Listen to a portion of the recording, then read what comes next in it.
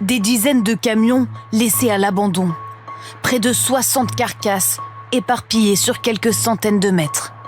Les cabines sont éventrées, les moteurs désossés. Au sol, des restes de pneus, des fuites d'huile et d'essence.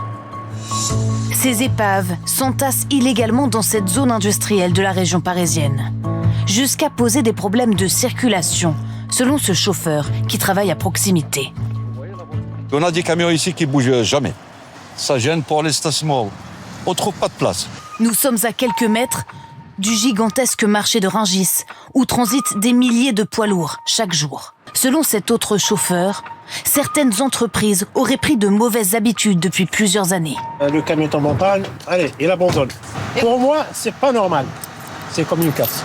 La casse poids lourd. Une casse qui suscite des convoitises. Alors que nous filmons, nous apercevons cet homme venu récupérer des pièces.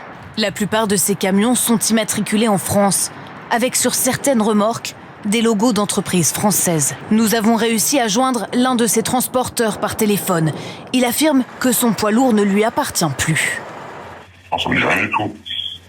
C'est sûrement un véhicule qui a été vendu il y a quelques temps. Je ne sais pas la liste des anciens véhicules qui ont pu être vendus dans le passé, vous savez, depuis 1998. Donc des véhicules qui ont été achetés, vendus, on a des centaines. Alors pourquoi ces poids lourds s'entassent-ils ici ? Pour les syndicats de transporteurs, il s'agit d'une dérive pour faire des économies. Bien souvent, ces entreprises-là n'ont pas